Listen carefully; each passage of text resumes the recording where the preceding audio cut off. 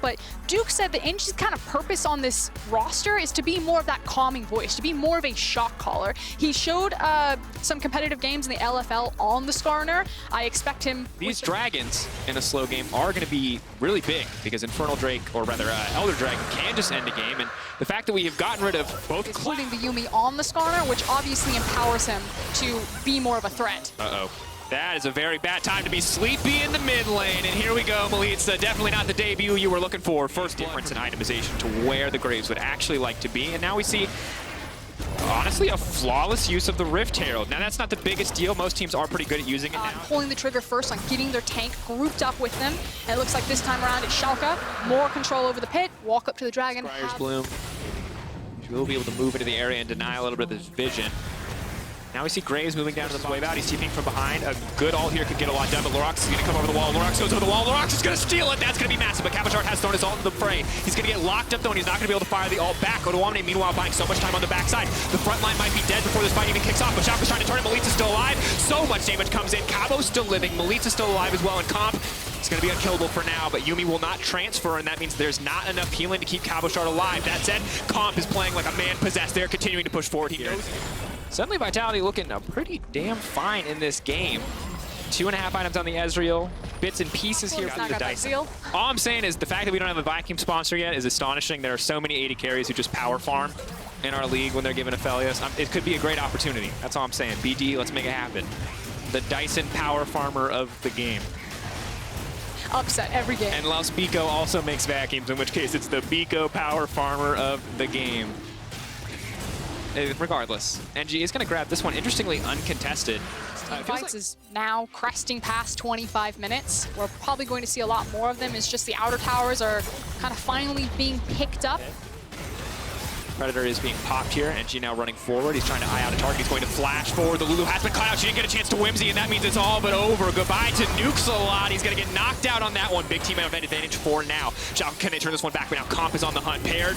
Oh, I was going to say paired with the Yuumi. He's on 5K getting lower. Lorax is on the way, but he's pretty far away. 3K health getting lower and lower. And X going to throw the ultimate in. That's going to be big. That's a shutdown. Oh, they can get in and seal this one. Andy's going to run. He's going to get the smite. But can Schalke find the follow-up fight? W1D1 immediately into the backline. He's going to get shoved back by Melitza. An excellent disengage. But here comes the sapling. That might be enough. Lorax gets the phase run. Here by trading for the mid tower, but it's going to have to be a very quick reset if they want to contest for this Drake. So maybe try to force another fight, but no chance to contest this objective. The TP's coming in, but exactly where he wants to be. He's got the Baron behind him, means he's always going to have you underneath the tower, and he's just taking pot shots. And when careful here, he is very tanky, but could get picked off. He will just throw his ult out, try to buy a bit more space. I don't think they're going to commit onto this one.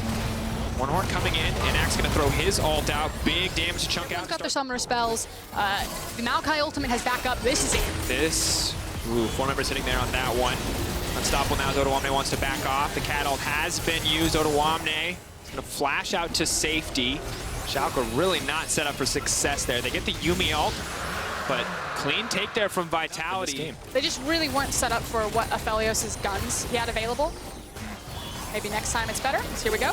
Abadagi getting us kicked off. W1D1 leaping forward, trying to catch multiple people in the pinch. It looks like he will be able to lock down Comp, trying to get a bit more space here. Lorax off to the side. The Graves has found his way forward, but he is not into the backline quite yet. And Axe untouched for now. Lorax. Vitality back on the Baron. And keep in mind, we have no healing reduction.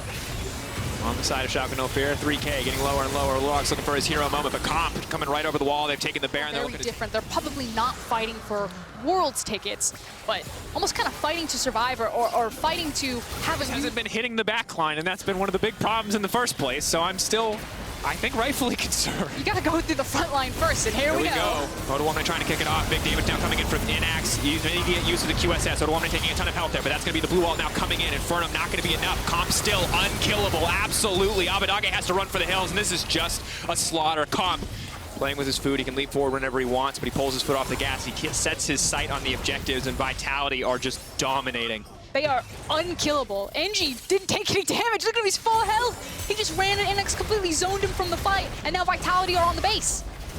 Vitality now set up to end. Schalke get one more shot at this fight with less cool. Just step a little bit out of position. I don't know if they do, though. Even if you kill Comp, they're still in his ear. That's very true. Well, that's going to be Baron and Ocean, or can now, but hasn't really gotten the opportunity to do so. Waits pushing in, the split pressure here, really solid. Abadage without really getting a chance to respond. Comp.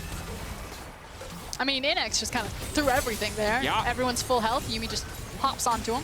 There's a wave crashing in topside as well. Really good control here coming in from Vitality, crashing so many waves at the same time, making it so that Schalke have to take a fight if they want to get anything done. W1D1 now leaping forward. The ulti coming out, but he's going to get pulled back, and they're going to shred him down. That's the front line gone. That's the tank gone. Comp's still alive, and this should just be an absolute massacre. Yumi Ezreal going to run through the entire team. Melitza as well coming in for the double kill. And Vitality, slow and steady control. But the moment they got this advantage, they have not given it up, and they have closed it out cleanly. Vitality, a clean slate and a fresh start. Their first win of the 2020 Summer Split.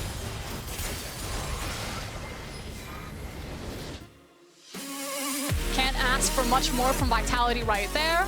Huge credit to their bot lane in particular. Tabo and NG in front of him, but it really did feel like the Comp and Lebrov show.